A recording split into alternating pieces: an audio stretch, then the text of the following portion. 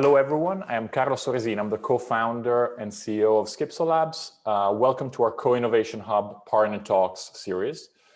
In this first talk, I'm really excited to have with us one of our partners from Tallinn, Estonia's capital. As many of you might know, Tallinn has been dubbed the European Silicon Valley. And over the years, Estonia has made a name for itself in the tech industry with a number of super successful startups, from old school powerhouses like Skype to newer companies like Pipedrive, TransferWise, Bolt, and many others.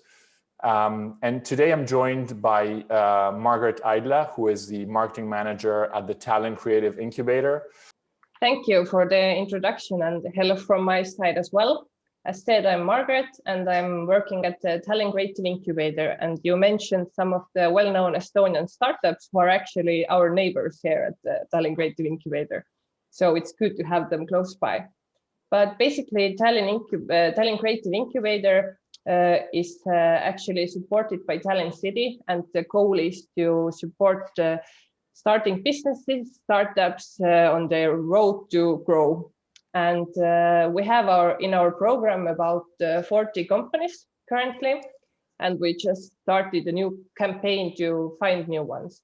And how Tallinn Creative Incubator works is that we have the incubation program that is up to 24 months, during which when the company joins us, they will get a personal consultant who advises them on everyday basis when they have all sorts of different questions.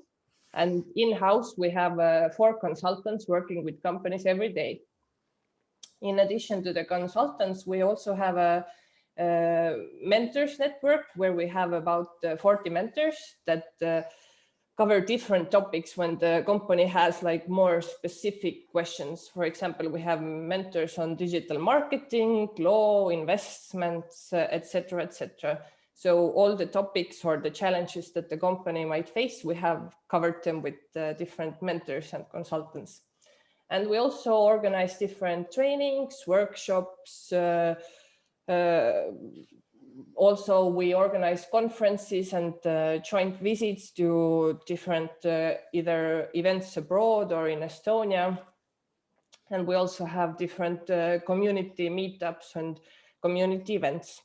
And as an incubator, we also are operating Tallinn Design House, which is actually a design store that connects more than 100 Estonian design brands, because as a creative incubator, a lot of our focus is also on the creative companies. And this one question, Margaret, when you talk about design, can you tell us a bit more what the focus is in terms of design, what particular segments and your focus is? I think that would be quite interesting to know. Yeah, I think that what makes Tallinn Creative Incubator a little bit different from typical startup incubators is that in addition to the different platforms or this sort of scalable business models, we also have a lot of physical products in our program, which means that we actually have like fashion designers who make like clothes, accessories, jewelry, etc. But we also have had like these creative startups who are doing like these different platforms. For example, we had Maru VR, which offers like virtual reality experiences. Or we have had like a linguist platform that is for studying new languages quickly. And this is also like one of a very well-known startup in Estonia.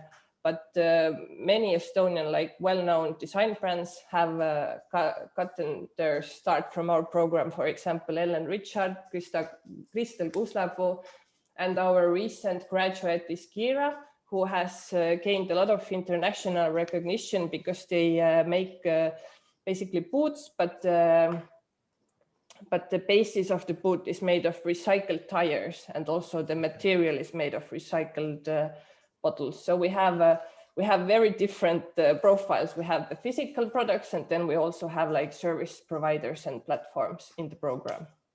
Great, yeah, very interesting. I saw you have also a sort of circular economies is is a focus area for you guys. That's great. And well, one question in terms of so you described a bit the support these startups get when they join the program. What happens typically at the end? I mean, do you have like a demo day with investors or with corporates, or what happens at the end of the program? Mm-hmm. Yeah, well, during the program, like every 6 months, we have like the evaluation of the company, when we have like this specific criteria that we will evaluate, like how have they been doing so far and what they should be doing like during the next 6 months. And when the program ends, we also have like this final evaluation, like learning during this 2 years when they have been in the program for whole years, like what they have gained and and maybe give them advice what should be next. And then they will be added to our alumni network where all the companies that have gone through the program are, so they can network there.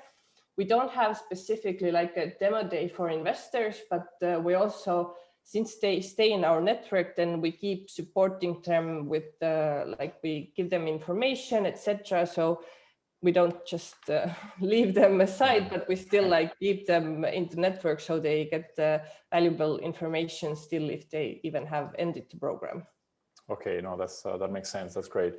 And in terms of some of the trends you're seeing, so you must have seen, I see you had probably over almost 1,000 startups that joined your program since the start. What are the current trends you're seeing from, I think, from the latest joiners or some of the research that you guys are doing?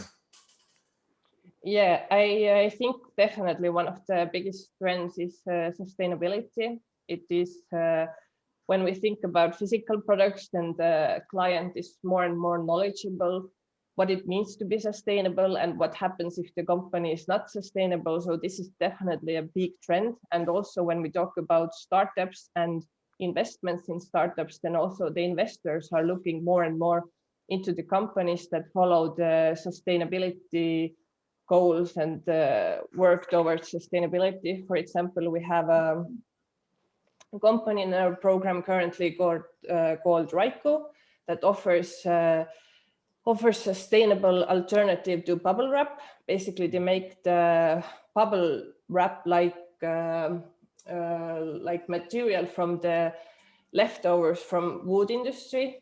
And also we have in Estonia one very well-known package company called Vula that makes also this packaging material from sheep. How do you say it in English? What is this? Say it in Estonia. Yeah, wool. Sheep wool. Oh, yes, sheep wool basically. And this is the Raiko that is in our company. They also finished their first investment round. So nice. We can see that investors are looking more and more into the sustainability field. And I think this is definitely one of the biggest trends going on right now. Definitely, yeah, it's very exciting across the globe, I think, in terms of and the startups that join, are they mainly, so that you don't really, there are maybe with some exceptions of some very early stage, but they already have a product and they are already established. Are they mainly self-funded, or are the startups, do they already have some funding from investors, or what is the usual profile that gets in the program? Yeah, it can vary definitely.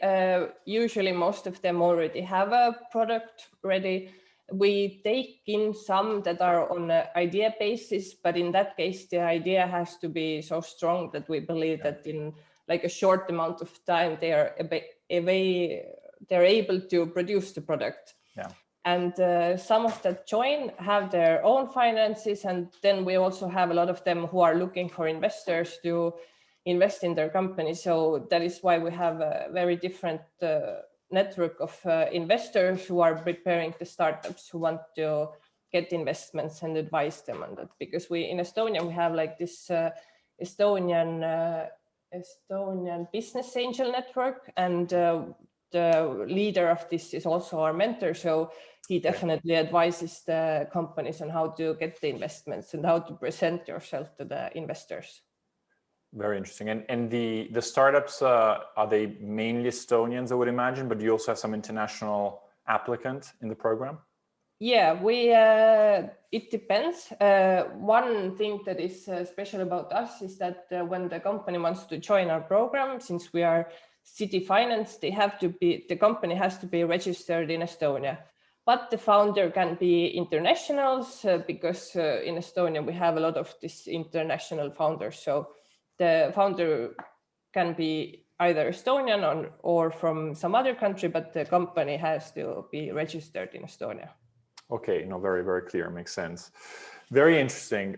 Is there anything you want to share about the incubator? Any other fact or info that you think would be relevant? We'll share, by the way, the link of the platform, the website at the end of this video, so people can go and browse. But is there anything else you would like to add?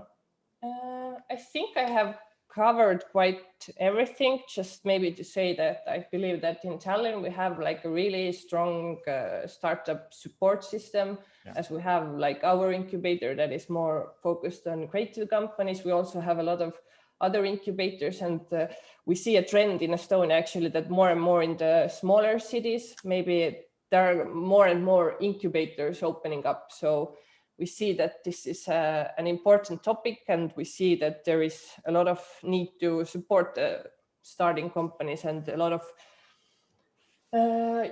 people are eager to do it. So I think it's really nice. And actually, yes, we have this big event in Estonia called Startup Day, which is actually like a 3-day business festival that actually starts tomorrow. So this is a place where all the Estonian startups meet.